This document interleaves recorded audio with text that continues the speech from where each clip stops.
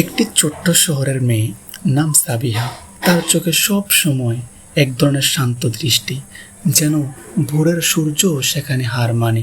একদিন রেল স্টেশনে সে এক অচেনা তরুণকে দেখল। নাম তার রায়ান। তার হাতে একটা বই, উম, নাম ভালোবাসা মানে অপেক্ষা। দুজনের চোখ এক মুহূর্তে মিলল, কিন্তু কেউ কিছু বলল না। রেলগাড়ি এলো আর তারা দুইজন দুই দিকে চলে গেল। দিন কেটে গেল, মাস গেল। একদিন সাবিহা একই বইটি শহরের পুরনো বইয়ের দোকানে দেখতে পেল। খুলে দেখলো ভিতরে একটা লাইন লেখা, যদি কখনো এই বইটা তোমার হাতে আসে, জেনে নিও আমি এখনো অপেক্ষায় আছি। তখনই তার চোখে জল এলো। ঠিক সেই মুহূর্তে দোকানের দরজার ঘন্টা বেজে উঠল। সে তাকিয়ে দেখল সেই রায়হান। আবার দুজনের এক মুহূর্তে দেখা হলো, ঠিক প্রথম দিনের মতো, নীরব কিন্তু হাজার কথা ভরা।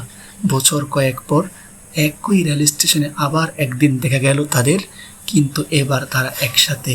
আর রায়ানের হাতে সেই পুরনো বই, আর সাবিয়ার চোখে সেই একই শান্ত দৃষ্টি। বইয়ের শেষ পাতায় এবার লেখা, ভালোবাসা মানেই অপেক্ষা নয়, ভালোবাসা মানেই ফিরে আসা।